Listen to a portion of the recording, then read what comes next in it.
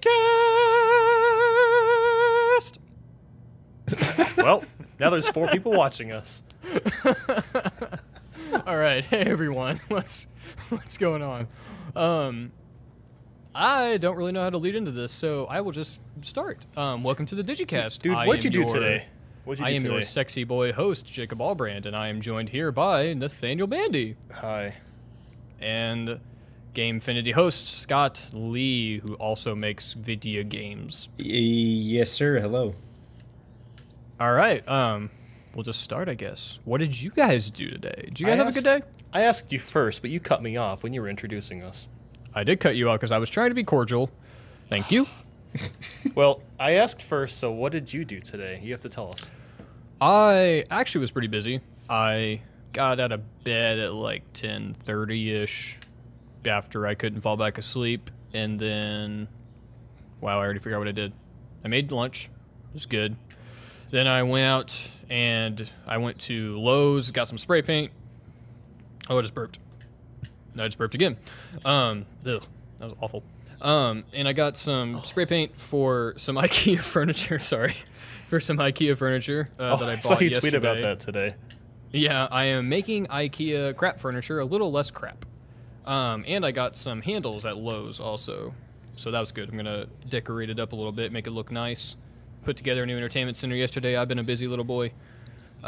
Just ate dinner and played a lot of Batman Arkham Knight, actually. Jacob, I have to ask, what is it like working with particle board?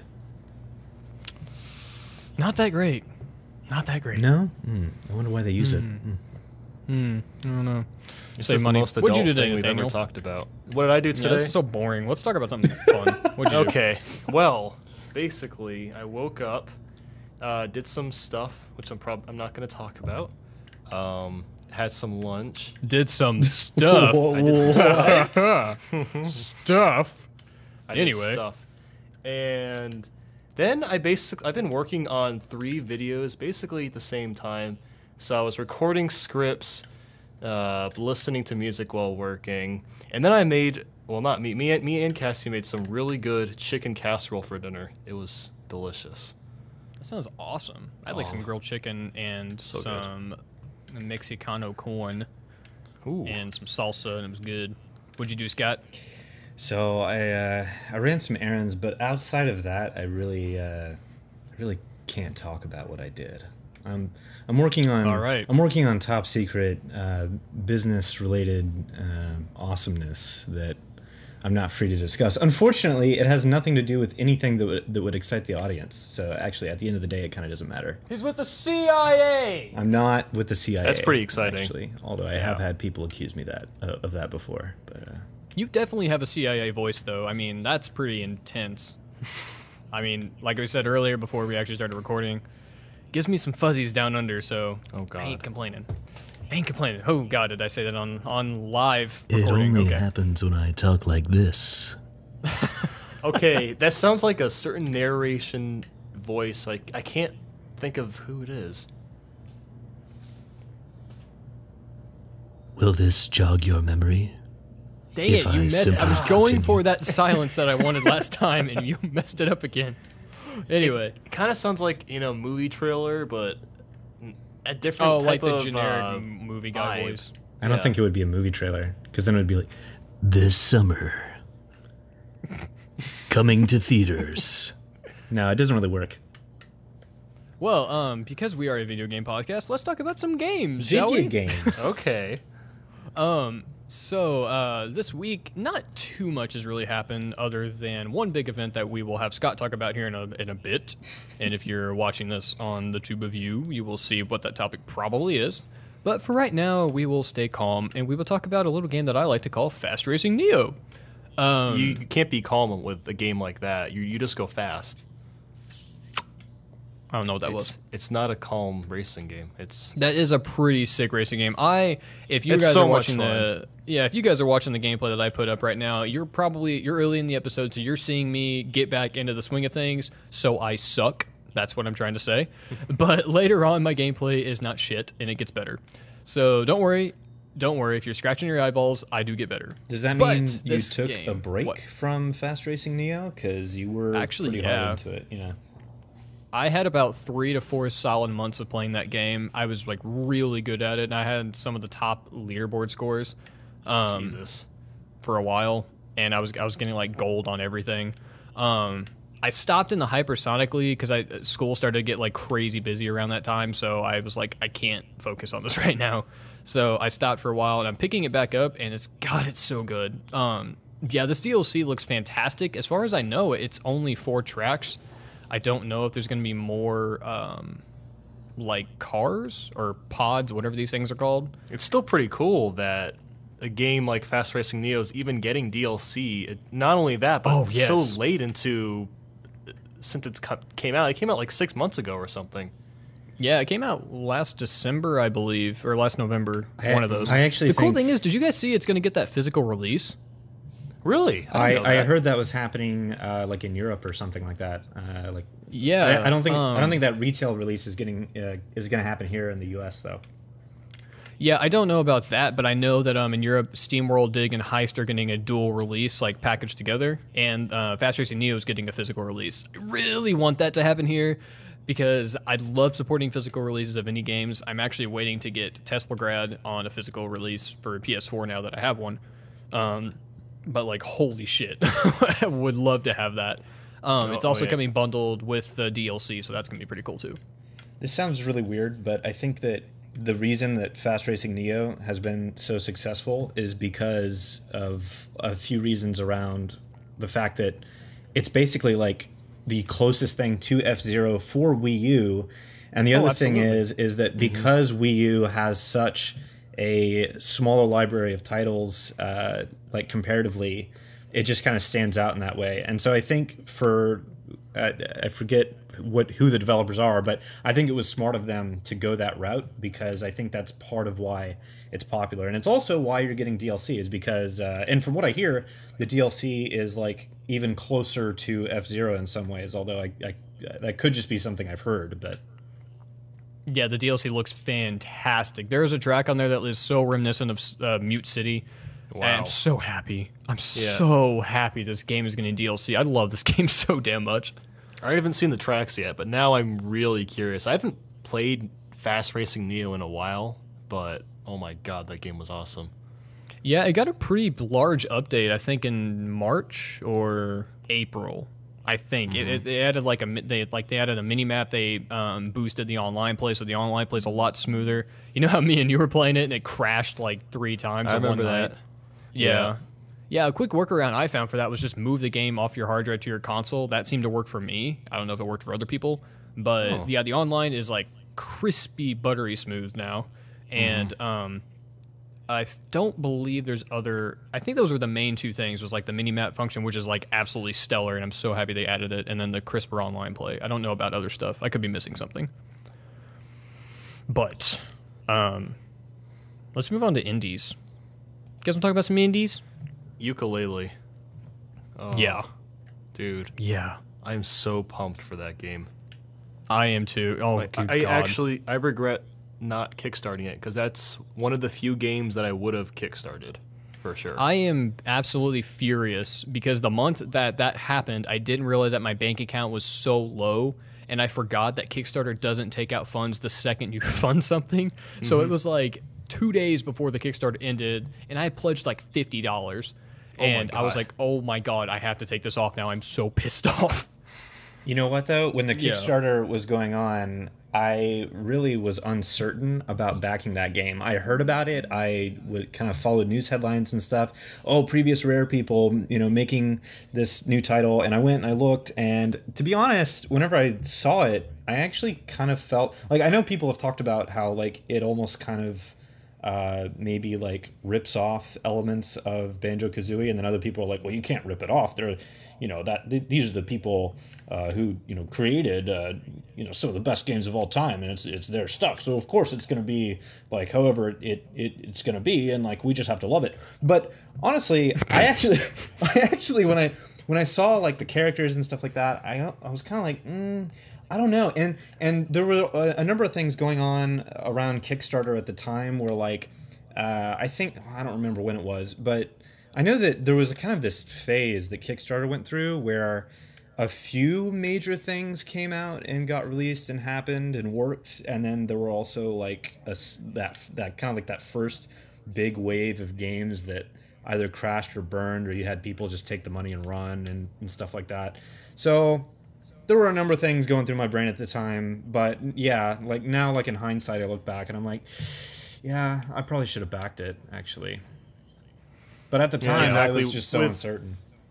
I mean, yeah, I remember back, well, like I don't remember how long. It's been like a year now since that Kickstarter, and back then people still didn't have Mighty Number 9, and that game was supposed to have already been out. So I can understand why some people were a little cautious of kickstarting Yooka-Laylee, and also what's the Castlevania game Bloodstained that's being kickstarted as well. Oh my god, that game looks really great too.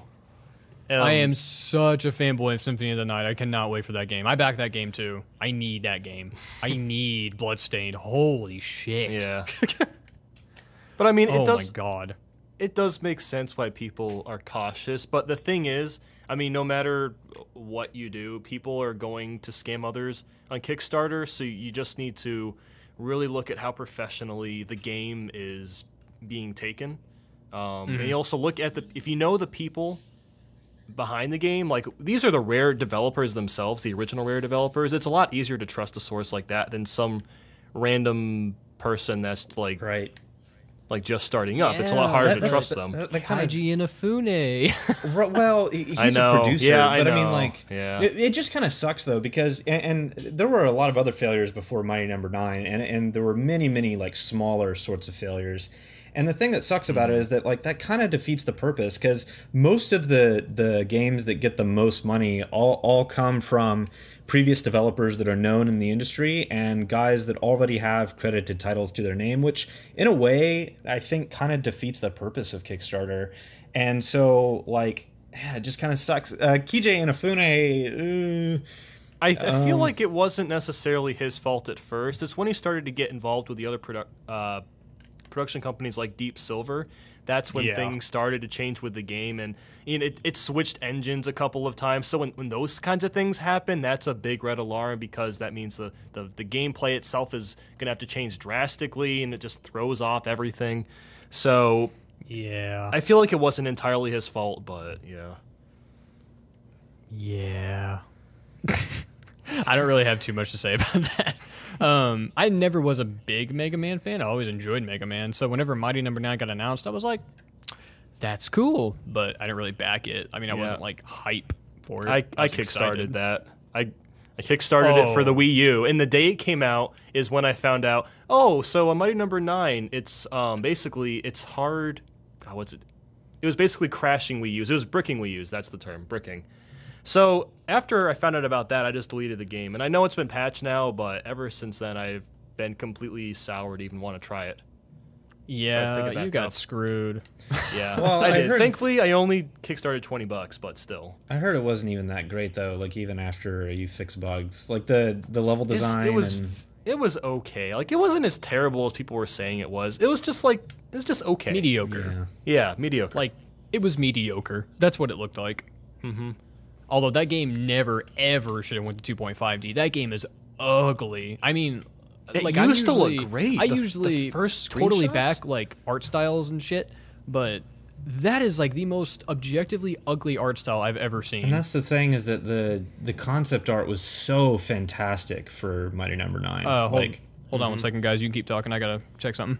The concept art was so great, and I can completely understand why it was backed and why it got its funds, because the content and that inspiration that so clearly came from Mega Man and was so well represented in those concept art, that was like so promising. So it is pretty sad. I think another thing that really helped boost that project was the fact that Capcom had just canceled 3 Mega Man games in a row. And that was just really pissing people off. So, this what seemed like the next big thing. So that's probably another reason why it got so big. I'm back, and I didn't want to pause you because you got into something that I totally agree with. Yeah, I think that's what soured a lot of people's like minds with Mighty Number 9 is the fact that we just came off of the Mega Man Legends 3 cancellation. Exactly. Yeah. Yeah. Yeah, totally. Yeah, Mighty Number 9, shitty looking, ugly game. Let's move on. It's pretty much like the bulk of it. It's just an ugly game. It's whatever. Yeah. It's old I'll news get it anyway, eventually. Jacob. It's old news anyway. Whatever. Oh yeah, some people might. I don't really know. I'll talk about this for 2 seconds. Batman Arkham Knight, fantastic game. Don't get the PC port. Moving on. So I've heard. Yeah. PC port's bad. Yeah, I just picked it up the other day because I had a couple games I was trading in and had like $9. So I was like, yeah, I'll get Batman Arkham Knight for $6 essentially. It's a great game. I enjoy it. Running around with the Batmobile is fun as hell. Yeah. Cool. Next up on the list of things, you know what? Let's get this out of the way. Scott, go. Metroid Prime Federation Force. Let's do it. I'm ready. Get your rant on. Well, somehow Jacob has gotten it into his brain that I'm like a Metroid expert on the channel, but I keep telling him that's not true. It's more than me. Well, okay. Here, the thing is, we don't want to get in trouble because, like, on the last podcast when you talked about Color Splash, everyone was freaking out about the fact that you haven't played Color Splash. But here's another thing though about Federation Force, and I'd also say probably for Color Splash as well. You don't necessarily need to go and actually pick up a controller and play a game to know some of the things that you hate about it, right? Because if that were true, then like you wouldn't be able to argue about like what genre you don't like. You know, like if you know that you don't like shooters, but you haven't played Call of Duty and someone's like, well, you know, Call of Duty is really not that bad. You can't say that you don't like it unless you go out and play it. Well, okay, but like I know what I don't like and I know it has these things. So therefore Yes. it should be reasonable to say that I don't like those things. So I just want to get that out of the way first. And with that in mind, hopefully we can move on with the audience and talk about Federation Force, right? So Well, one second before I just want to read a comment in case people didn't see it. I loved this. I was like, bam, I am on this shit, and I need to share this next podcast. Someone said, or they quoted something from Super Paper Mario where it says, "I love going on message boards and complaining about games I never played," and he was like, "That's basically you guys right now. That's just immature." And then I was like, totally. How dare we form an opinion about something based on footage Nintendo has shown us, even though the point of trailers is to let the consumer determine if they want the product or not. that's right. That's right. Oh! Wow. That's right. Dude. I was pretty happy. If you can just Really? like add in Really? some like You're gonna roast someone else. Yeah, never mind. Whatever. We're done. I'm not roasting. I just had to. I mean, they can comment and be angry about that, but that was pretty stellar, I thought. I enjoyed Okay. it. I would like you anyway. to edit in some applause so that it sounds like crowds are cheering us on. But even though the reality is It's only the three of us, and we're all alone. Anyway, so yeah, with Federation Force, here's the thing, right? Metroid fans didn't want Federation Force, and you said you were looking at it before that we started recording on Metacritic. Kind of the consensus is that like a lot of the reviews, and I've seen a few of them at this point. Some of them are basically saying, "Look, Federation Force is not a bad game overall. It's just not what the fans asked for, and it's also not a Metroid game." In order for this to have been a Metroid game, and it really, I would say, in a lot of ways, it doesn't feel like one. Not just because of the weird, wonky, giant head art style, or the fact that they clearly. Well, I don't know how clear it is. I think it's kind of clear. This really does feel like it was a different game at the beginning of its development, and then they shoehorned in a bunch of Metroid content. Isn't that what actually happened? That is what hearing happened. Something. Well, Yeah, I thought I remember hearing something about that one time where they were just making a generic co-op shooter, and then they were like, these kind of look like Metroid things. Okay, but so, it- I don't. yeah. I don't that's- think it had anything to do with how it looked. Some executive decided, hey, let's theme this after a Metroid game. So Yeah, if that's the case, though, my problem is that they went onto a Nintendo Direct and basically like lied in that particular case to the fans and said, "Oh no, we wanted to do a Metroid spin-off game the entire time." And so like I'm getting some mixed messages there, but This just flat out just is not what people wanted. And I want to say something thematically about Federation Force versus previous Metroid games, which is that if you look at the beginning of the series and the fact that this was basically inspired by the Aliens movies, and you look at the first game and that the tone of it, and then you see kind of where it went into the mid 90s with Super Metroid, and then there was a long break, and I'd like to believe that there was a really long break after Super Metroid before they came out with Prime and Fusion that was there because they kind of felt like they couldn't top themselves. And I know that that's like really wishful thinking, and the reality is it probably has more to do with sales numbers, because it didn't sell that well in Japan at all, and it sold better in the West, but still not as well as many of their other franchises. And so the big change that happened with Fusion and Prime, though, is that I think they executed pretty well on those, and then after that, things started to really shift with what they were doing with that IP, and it shift with the Prime sequels, finally to where we get to the point where we get Other M, and now we're getting Federation Force. And I think it's Nintendo kind of losing touch with what Metroid is actually about for fans in its theme. And its theme is this series of games was inspired by Aliens. Like, it was inspired by like 90s like sort of like dark sci-fi, and it like when you look at like Ridley or like some of the stuff that they made up about Samus Aran's backstory and like her parents being killed and all this stuff, it almost like a Bruce Wayne Batman type story. Like, you go from that to then having the art style that now exists in Federation Force, and that's why people are like flipping tables and getting really pissed off. It's too much change. Yeah. No, it's Would just... that be why they called Ridley after Ridley Scott?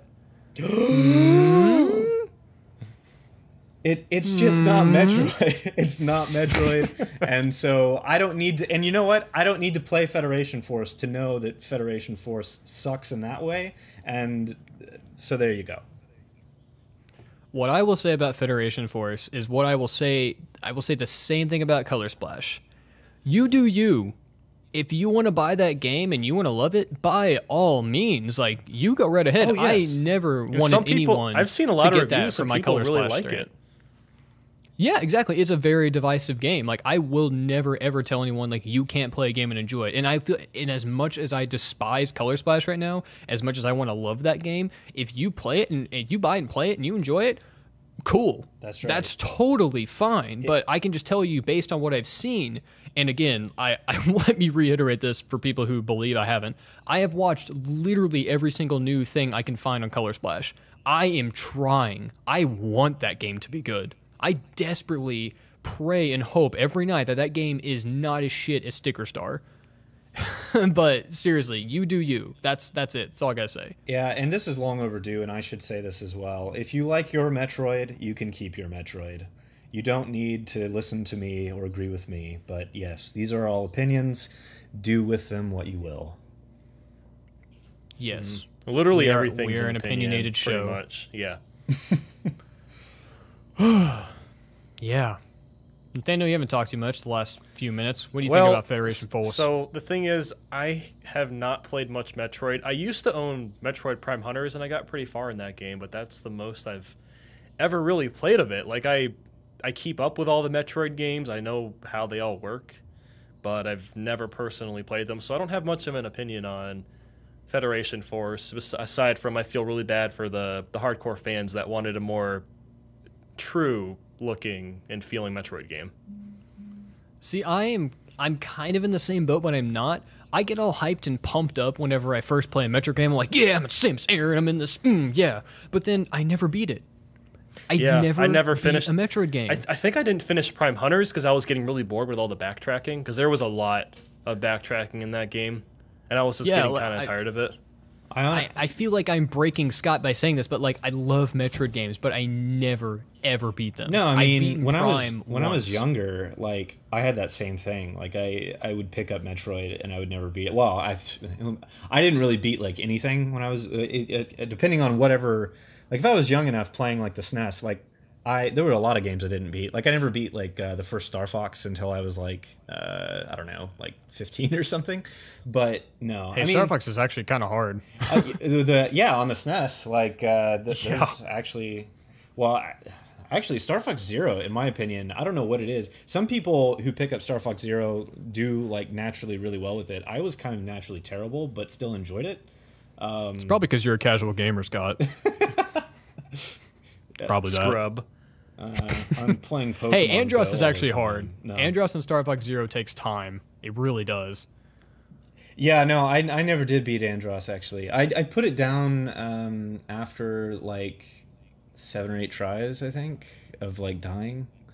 But, yeah, I went back to it later. Well, what I started trying to do is started trying to go to, like, the alternate levels, the alternate path, or whatever. But, yeah, I haven't had time to play that or basically anything else in, like, several weeks at this point. That's upsetting. I was going to say something else about Federation Force. I don't remember what it was. Probably that its chibi art style is the way the series should move forward. Probably that. That's just going to distract me from remembering. But yeah, absolutely. Yeah. No.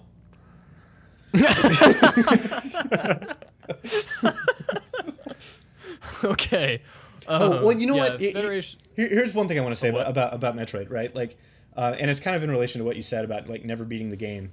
For me, I absolutely loved it though. Like even though I never beat it, and there's a number of other games like that for me, like especially the ones that I played whenever I was growing up and stuff. But the reason that I love Metroid like in its purest form so much is because in a number of ways you almost, I think for certain people, you don't necessarily have to worry about beating it in the sense that like because it's so open-ended and because it's such an exploration game, I think a modern Metroid game would actually end up being, and I basically said this on a previous Gamefinity, I think a new Metroid game, like for like maybe Prime style where it's 3D, first person, all that, it would be a lot more like Breath of the Wild is going to be, where you just have a universe and you can basically do whatever you want in that universe. I know there's a lot of people out there who play like Grand Theft Auto 5 and or whatever, any of the Grand Theft Auto games, and they don't care about beating the game, and some of them never do. All they care about is sitting down and wreaking havoc. And I think just getting immersed in the world. Yeah, and I think that that's something that's so awesome about like Metroidvania as a genre is that I think that if those games or pretty much any open world game, if it's done right, then you can have players who are both super competitive, who like speed run the hell out of those games, and like they get super hardcore into it. And then you can also have people who just don't care about any of that, but both of those people still have a great time, and the game still handles both of those sorts of play styles so well. And so I think that's the genius of Metroid and the wider genre of Metroid and open world games. Whoa. I couldn't agree more. Because I mean, Got into that. the farther we get into these kinds of games, the more open world that they can be. That's why Breath of the Wild looks a lot like something like Skyrim. It's just a huge game. So, And I finally Federation saw the Force Temple is of Time not the one other of those day. games. Yeah, I couldn't agree more. The other day, Nintendo put out some tweet or something about the Temple of Time, and I've watched absolutely nothing on Breath of the Wild. I'm going in as vanilla as possible. I didn't watch any of the Treehouse footage. I only watched the original trailer, and then Nintendo put out this like 20-second video of the Temple of Time just like completely in ruins from Ocarina of Time and Twilight Princess, and I'm like, yep, I'm gonna love that game. I think it's gonna be the first Zelda game that I actually buy on release date because I'm just very recently getting into Zelda. But oh my god, I'm Breath so of the hyped Wild for you. looks so sick. I'm so excited for you, man. You're coming over. We got you. We have corrupted Actually, you. Finally. my next top 10 is on Zelda. Finally, I saw that. That means it's finally getting legit. one. That means you got some love, boy. Yeah, dude. Yeah, I'm getting through Wind Waker. I'm over halfway done with it, and oh my god, it's so great. Good. Wind Waker is good. That Wind Waker and Ocarina of Time are two of the Zelda games I would recommend to someone who's never played one. Yep. And you played Ocarina of Time, so naturally you got to go to that. Exactly. I'll probably do Link to the Past next. Really want to do that yes. You better. one. Oh my god. Anyway, I planned on talking about this more. Yeah, we're moving on, by the way, for the listeners. So if you don't want to listen to Federation Force anymore, you're good. Resident Evil 7. I wanted to talk about this more, but honestly, the more I look at this trailer, I really don't have much to say other than like it's PT, and I'm not upset about that. I'm a big fan of survival horror. If you guys don't know, that's one of the main reasons I got a PS4. I just got sick. I'll have to say this. I just got really sick of PC gaming as a whole. I honestly did. What? I got tired of kind of like... Really? I mean, part of me does and part of me doesn't. I got... Because I have like a good gaming laptop.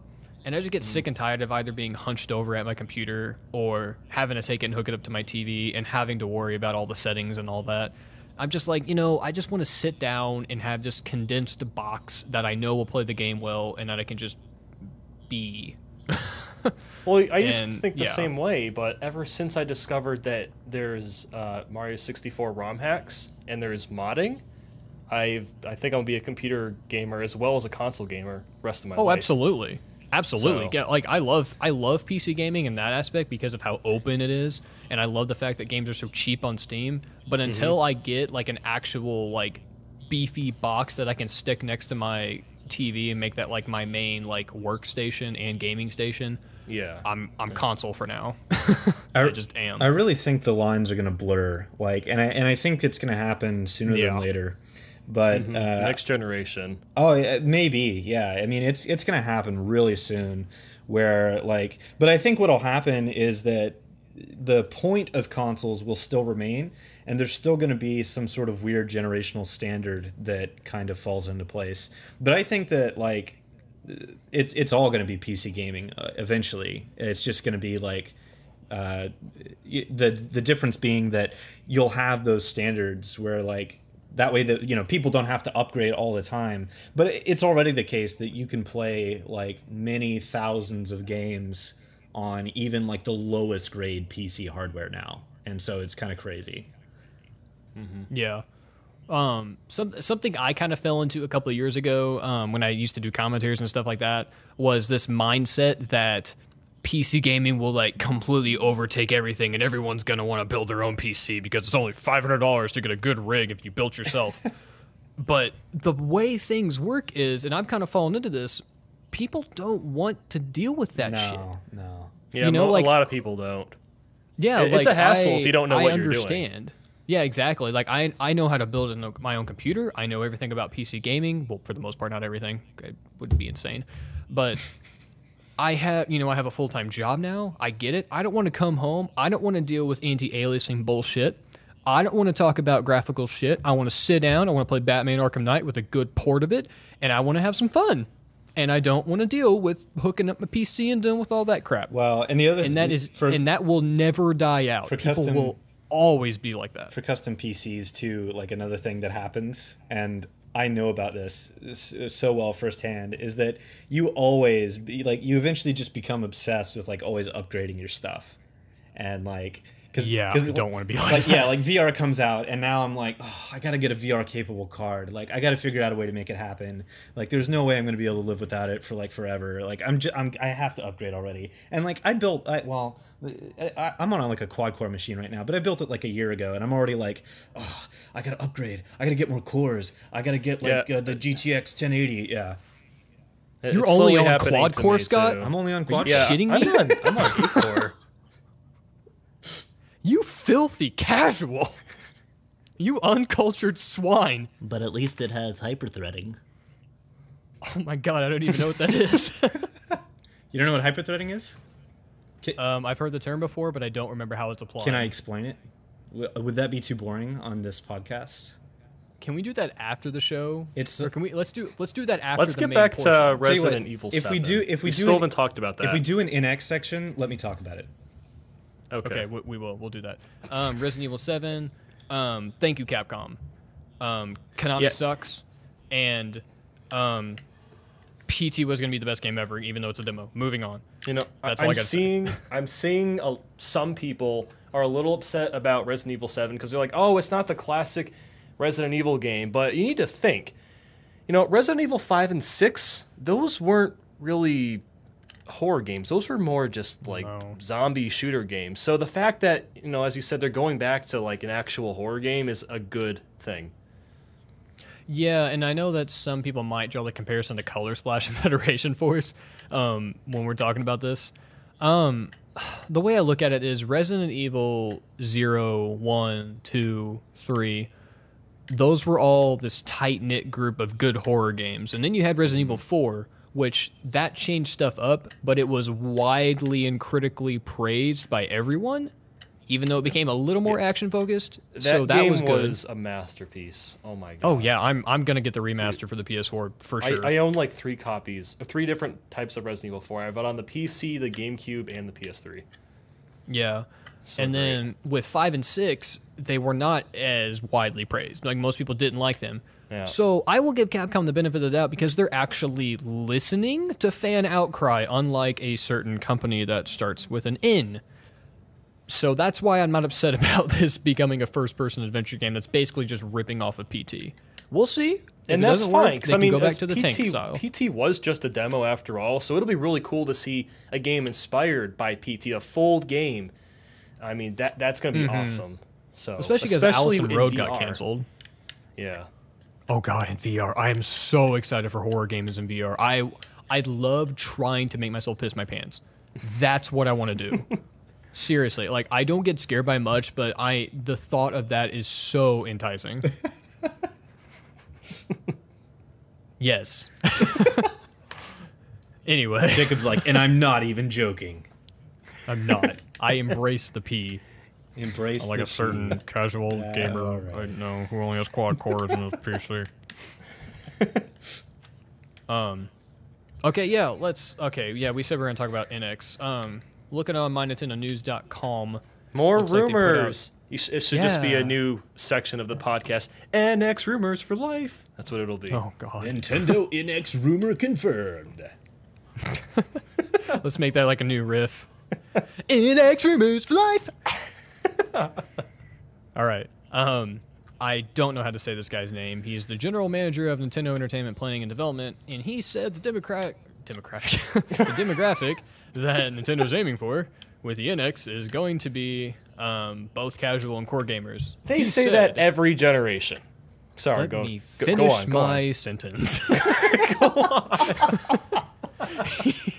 He said, I can't talk about this in detail yet, but we are aiming so that neither people who like games nor moms dislike it. You know, I think it's a little sexist of him that he called out the female sex like that. I'm just kidding. I don't really care. Wow. Yeah, I mean, again, like Nathaniel, basically already said, is they say that pretty much every single generation. This says nothing. Yeah, it's honestly kind of a pretty useless statement. It's Yeah, just yeah. just BuzzFeed. That's all it is. Yeah. I just wanted to read it because we are required by internet law to talk about the NX at least once a week. That's basically true. I There's actually, other rumors we can discuss, I'm sure. I have a question for you guys about the NX, and I hate to beat a dead horse, but the internet talks about this every single week. Do you guys think that the NX needs to be powerful? And when I say powerful, like, do you think it needs to approach what the Scorpio will be or surpass the PS4 in order for Nintendo to actually succeed with the console? I think it needs to be powerful enough that third-party developers are willing to put their games on the console, but that's it. It doesn't need to be as strong as the Scorpio or Neo is going to be. I kind of agree. It's so weird. I'm such a mixed bag about this console or whatever it is. On the one hand, I want it to be powerful, but like Nathaniel said, it doesn't need to be as powerful as the Neo or Scorpio because those consoles will also, or the PS4 and the Xbox One also will be able to play all the games that the Neo and Scorpio will play. So I want it to be as powerful as just the base PS4, but at the same time, I don't necessarily know if it needs to be. Because if Nintendo goes with the handheld console hybrid, they get pretty sweet support from third parties on their handhelds. So I'm not too worried about it, but I really don't know what to say. It entirely depends on what the console is, honestly. Yeah, exactly. If it's a handheld console hybrid, no, I don't think it needs to be like Yeah. that powerful. Although if it's actually running the NVIDIA Tegra stuff, then that's pretty powerful. Hype. Can I talk about the Tegra real quick? Because here's the thing. The You certainly got some stuff to say, so you just go right ahead, Scott. I do. Like, okay. The first thing is, well, okay. Here's something else too, right? Like, I totally agree. It all depends on what the console is going to be. Like, what is the thing?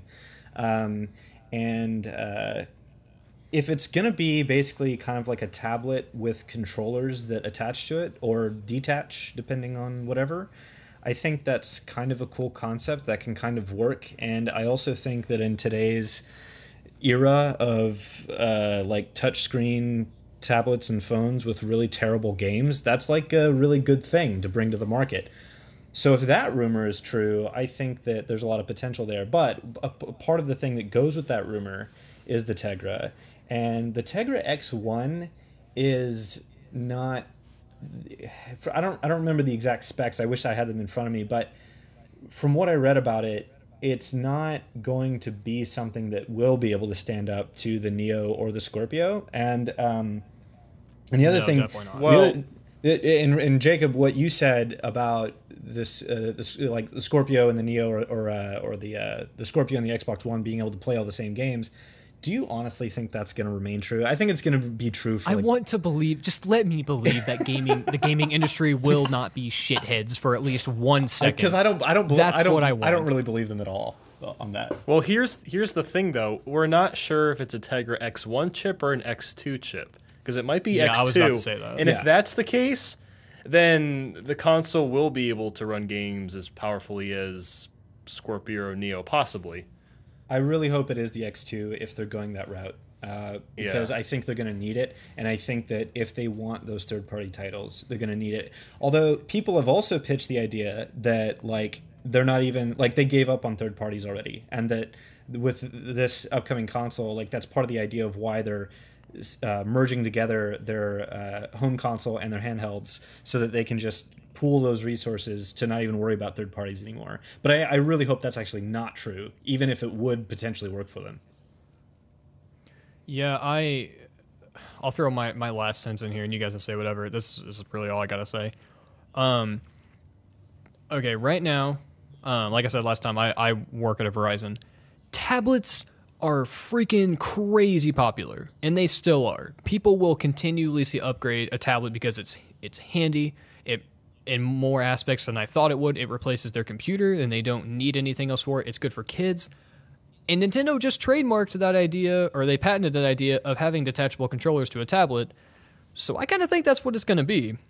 I know that patents might not necessarily mean anything, but we're so close to the reveal now, and in the situation they're in, it makes so much sense to have like a fully detachable tablet that they like experimented with the Wii U, that you can hook up to a TV, that kids can take in the car, that they can have detachable controllers, because nothing else does that. To the degree that they would do it at, no one else will like top that. They will own that market. I mean, they just will. I would be really disappointed if it's just like a tablet and not I an honestly actual console. feel like that's probably what's going to be, is like a really powerful tablet handheld console hybrid. I'm sure detachable it would. Controllers, and it's going to be able to run like their mobile games. I would not be shocked. I just wouldn't be shocked. I mean, yeah, seeing how well Pokemon Go is doing, I guess I wouldn't be that shocked either, but like, oh my god, that would be such a turnoff for me personally if it was just like a really powerful tablet.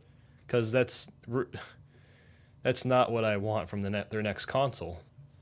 As long as it still gives me fun games and it has decent third party support like their handhelds normally do, and that's actually pretty much it. Just give me Diddy Kong Racing 2. I don't give a shit. That's all I want. Just give me that. I had a feeling that was coming say. for some reason. I sensed it in his voice. Diddy Kong Racing 2. You know what happens if it comes out and it just sucks ass? Well, you said you're worried about that. I am. Oh my god. We kind of got it. It's called Diddy Kong Racing DS. That's your... It was so bad. Yeah, it wasn't that... It was okay. It wasn't as nearly as good as the original, but... Oh my god, that game was so bad. Oh my, it was so much easier. They took out the silver coin challenges, like the rare characters were out of it. It was just like a mess. The game controlled so horribly too. Ugh. Oh my god. There were things about that game that actually I liked, like the you could make your own tracks and stuff, and the added tracks that were on there were cool, but otherwise it was like just awful. I don't know, man. It's just like Diddy Kong Racing and Paper Mario: The Thousand Year Door were like two of my favorite games. If I saw another one of my favorite franchises just completely like just die and be decrepit, I would be so sad. Well, it's a good thing Metroid's not one of your favorites. Haha. Actually, yeah, it is a very good thing. I've already had to deal with that with F-Zero and Paper Mario, so... I think there's hope for F-Zero. I know that like we're kind of repeating the end of last podcast by talking about DKR2 and F-Zero, but I really do think that there's hope for F-Zero. I don't think it's dead at all, and I think that they still... I think that if Fast Racing Neo can be as good as it is from that size of a team, I think Nintendo, with their resources, could make an amazing F-Zero. The question is will they? Who knows? I don't know. If they bought out Shin'en Multimedia and told them that you can do whatever you want with the new F-Zero, I wouldn't be upset. What they and need those to are the do guys is that made Fast Racing Neo, for those of you who don't know. What they need to do is just make a Captain Falcon action platformer where you just run around Falcon punching everything. That's all they need to do. Would not be upset. I'm not even kidding. That would be actually the greatest thing ever. He just controls like he does in Smash Bros. Yep, me too. As long as they did like something like Batman Arkham Knight does, where I can look at the models and I can just stare at the beautifully sculpted ass that he has. Yes. That would be the only thing that I require from that game. Yeah. Actually, someone commented on one of my videos a long time ago, like just pitching this amazing idea for this open world racing action game with Captain Falcon, and I was like, why are you not working for Nintendo? Oh my god. Yeah, I mean, it was amazing. It had like all these like levels laid out, and they had all these worlds built and all these characters, and they formed this story too. Like, it was incredible. I'll have to find it. It's probably on a video I deleted, but like, it was amazing. I wish I could remember anything about it. I mean, that sounds amazing in and of itself, just like an open world F-Zero, basically. I mean, I think most people remember from the F-Zero franchise, they remember Captain Falcon more so than the actual game. So I think it would be great if they made a spin-off title with Captain Falcon in it. I mean, they're making Detective Pikachu. Actually, so yeah, I forgot that was happening. Did you guys used to be Nintendo Power subscribers? Because there used to be these F-Zero comics that were in Nintendo Power like way back when, and they went into like, you know, some of like the storyline of the F-Zero characters, and I really liked those comics. I don't remember what they were, and my brain was probably like pure mush because I was like 10 years old or something, or I don't remember, but I remember like really liking those comics. So we have to go dig those up at some point. Yeah, you should. We should have a story time on here. We should. We just read. Actually, something really cool about Nintendo Power I got to share with you guys. Do you remember how at the beginning they used to have they would answer questions from their readers? Mm-hmm. I submitted questions to Nintendo Power all the time, and they answered my question 3 times, actually. That's amazing. What issue? You gotta... I'm dead serious. Dude, I'm so upset the thing now. was, the thing is, I didn't use my real name. I think it was like, I don't remember what I used. It was some weird username that I used to use when I was a lot younger, but I asked... Mario Fan 69. Yeah, sure. Probably something like that. Whatever. No, but it was really cool, like opening up an issue and I'm reading all the questions. I'm like, oh my god, my thing is in there. Yeah, dude, it was so cool. I really want to. I'm so upset because I used to have a giant Nintendo Power collection and I sold it, and so now I really want to know like what issues your questions were in. But I kind of remember they were. It was between like the years 2007 and 2008. Like if I could flip back through those magazines, I could definitely find the questions because I remember somewhat what they were. I was subscribed from like 2001 to like 2009. or something Damn. like that. Dude, So I probably would have seen it. I wish you could tell me your username. Maybe I'd remember it. Probably not. but- my house. Oh, like, I remember between- one of them. Between like my brothers and I, we were subscribed to Nintendo Power through like probably, I want to say like 1992 all the way through at least like the early 2000s or something. Like I'm telling you, it was like a massive collection I used to have, and I'm sad now. Yeah, you were like in the big time too. Yeah. Oh yeah, that's when Nintendo Power was huge. 90s. Yeah, my cousin, I wasn't subscribed to them. My cousins had them, and I would read them all the time. And then I finally got my own subscription, and I canceled it in like 2009, reapplied it in 2012, like 3 months before they stopped. Yeah, I was like, it's "Are so you sad. kidding?" Yeah. Yeah, I did have I think I still had the last issue, and it's like completely mint condition. Maybe I can sell it for all the monies eventually. You shouldn't. Probably sell not. You shouldn't sell it. I regret selling my Nintendo Power magazines. Yeah, I think I threw everything away except for like that one. Oh. Yeah. Yeah. Let's take a break though. I'm ready to break and come back with some questions. You guys All good right. with that? Yeah, I'm good. Dude, I have so All right. many good questions. Cue the jazz.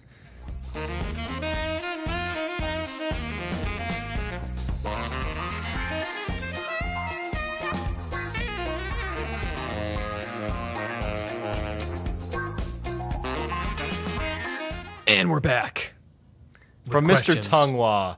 Mr. Tongwa's questions. He says, would you like some hot, steamy, fresh noodles? Actually, yeah. Me too. Sounds really good. I had some steamy noodles last I'm night. trying to go back to like low carb, so no, I'm gonna have to decline. My God. But he's offering you free noodles. Steaming hot. I'd be Fresh fine and with that. steamy. Let's move on, because that's just awkward. All right, here's the next great question. Okay, I haven't read all this through. This might be a bad idea. Let's see. Would a society where every single human was born immortal, but serious crimes were grounds for execution, be a good one? Can you read that again? Yeah, one more time. We'll just go to the next one. No, that was very interesting. I kind of want to discuss that for a second. Okay. Would a society where every single human was born immortal, but serious crimes were grounds for execution, be a good one? Man, that's deep. Wow. So if all of us were immortal, but you could be executed for serious crimes, would Isn't- that be a good society? Isn't that kind of the same question as like if you were to say in our current society, if you commit serious crimes and that's grounds for execution, is this a good society? Or is it just saying like, does immortality improve the society somehow? Yeah. Personally, I don't have much of an issue with the idea of execution, depending on what they did. It But- completely depends on Yeah. what the crime was. Yeah, I mean, I'm very much a backer of the whole eye for an eye mentality, because most people don't learn unless you do something drastic and serious to them. Yeah. Unfortunately, that's just how it is. But I don't really know how to answer that, because we have so much overcrowding of the earth as it is. I think if we were to Wow. have immortality, we would have to be at the point where we can travel to other planets to populate Yeah. our to help populate us, and again, not be overpopulated here. So I'm gonna have to say no, because I don't think we're gonna ever travel to another planet. And if we do, it's gonna be like millions of years from now, and who knows if we'll still be around. Yeah, I won't be alive. Like, this will just be a dirty archived podcast in the dirt that they find. Like, I'll be so gone. Archaeologists be like, what the hell is this shit? What is Diddy Kong Racing 2? Is that shit that just came out that my son won't stop playing this week? Oh, God. God, I want that game. Oh, gosh. Okay. Got any other good ones? That was deep. It was very deep. Let's see. So I don't have an answer to this, but maybe I'll think of one. So this one's from Matthew S. For you, Jacob and Scott, who are your spirit animals?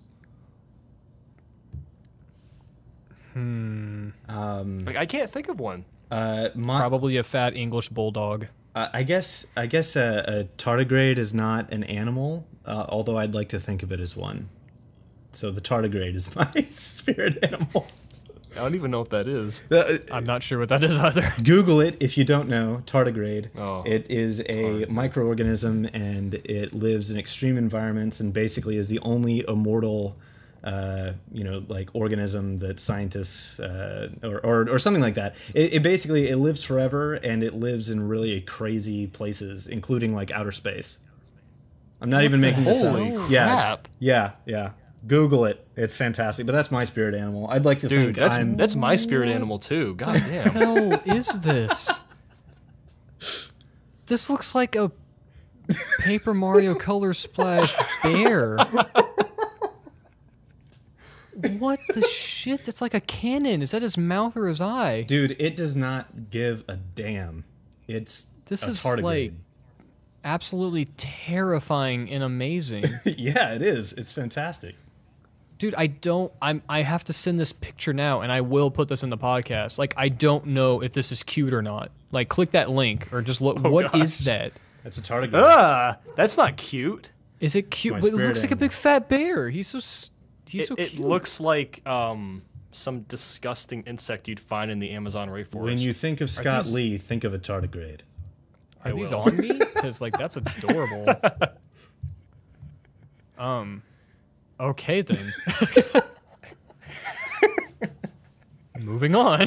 Any normal questions from either of you? 'Cause I just have stupid questions, so.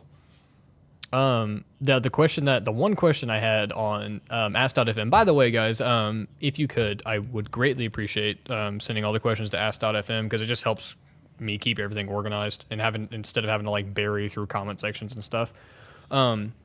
But I did have one from Rare Gamer 99 on the last podcast, and it said, "What would be a great story for Mario Sunshine 2?" I know that Nathaniel you did like a prediction series on this, right? So in July I did a prediction series on Super Mario Galaxy 3 where I just kind of, if you don't know what that is, for anyone that only watches Digicast, it was a small little video series where I kind of came up with a lot of ideas for what Mario Galaxy 3 could contain. And I am actually currently working on a Mario Sunshine 2 prediction series. And in terms of story, there's been a couple ideas floating around, but I can't think of any off the top of my head because I haven't looked at the Mario Sunshine 2 notes that I have in a couple weeks now. But I guess the only thing, not story-wise, but I was thinking one thing they could add to the sequel of that game was maybe instead of just having a nozzle that shoots water, maybe it could shoot other things like fire or electricity or air, and then that could be used within the game. I want this. I want there to be like Mario elemental nozzles, dude. That would be sick. That'd be cool. I want there to be a small little Easter egg segment. I don't know about the story. It could just be like Mario Sunshine 1. I'm not too concerned about it. Instead of a plane, But- he's on a boat. He's on a yacht or something. That'd be chill. I want there to be just a small segment where he shoots off Mario Galaxy style and he finds the Splatoon planets. Oh. And I just want them to look at each other and not exchange any dialogue. And then I want him just to go back. That's all. Splatoon. That's all I want. What about like Pikmin?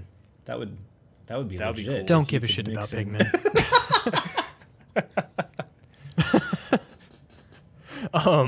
Honestly, though, story-wise, I really don't know. I just kind of want Easter eggs at this point. I The only did thing have is I some want story every ideas. plane. Oh, I bet you did. I just want just every can't remember them, plane so. toad that he comes across to be completely smashed in, because I want there to be toads with actual personalities. If you know what I'm referring to, you understand. I actually think a really good storyline would be like there's these series of different tracks and you have these vehicles and stuff and you throw like Diddy Kong in there and then before you know it you're just playing Diddy Kong Racing 2 but you're playing there it could like be racing, in outer space. dude. You ever heard of good Mario idea. Kart? Pretty sure that already exists. No, it doesn't, Nathaniel Bandy, because this would be totally different. Totally different. Open world. Dude, oh my god, they can make it open world. They Hey, could add that's something Mario characters Kart from 9 indie should games. do. Open They world. could do some. Okay, actually, yeah, if they didn't have another Diddy Kong Racing, that's what I want. I just really want an open world karting game more than anything. Me too. I miss it. Yeah. Actually, Like If I no other never game see has that really again, I done just that want that. besides They've- Diddy Kong Racing and CTR. they really could Yeah. combine DKR2 with Mario Kart 9, and it would be absolutely amazing. Like, instead of having God. some of the characters they have in Mario Kart, like Pink, Gold, Peach, they could totally throw in all the DKR characters, and it would be great. She's not going to be in Mario Kart 9. It's just You not are in going to. such I'm not denial, going to let it Nathaniel. happen. Dude, I'm going to You be are so in mad. such denial. If they She's add a prime Baby Pink candidate Gold- for the Mario series now. If they add Baby Pink Gold Peach, I'm gonna rip my hair out. Oh Like, my I'm not even God. kidding. Because Baby Pink Gold Yes. Peach, you could find her statue in one of the DLC courses, Baby Park in Mario Kart 8, and that freaked me out. I want this more than DKR2 now. More. No, I want Green Bron. I actually want Green's Bronze Luigi to be a thing. dude. If that actually happens, oh my god, I don't know what I would do with myself. That'd be fantastic. I guess we're good on questions. Like I don't really have Yeah. any more. But for future reference, if you have any other questions, remember to go to ask.fm/digicades and ask them.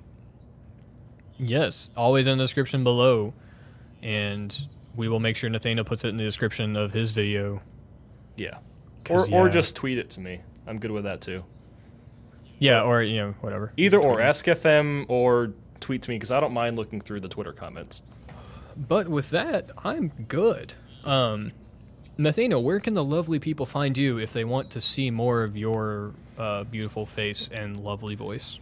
Well, thank you. First off, Problem. if you want to find me, what you can do is type in my name in your YouTube search box. You'll find this avatar that says NB, but it's modeled after an N64 logo, and it's the coolest thing ever. And that's where you can find my channel. Awesome. Scott, where can the people find you at? You can find me on Twitter at Scott Lee, at ScottFreeCap, and ScottFreeCapital.com. Awesome. Do you make things? I am I do. I make Gamefinity here on Very Digicades. sure answer. I make Gamefinity here on Digicades. I am working on a video game, although it is on hold at the moment.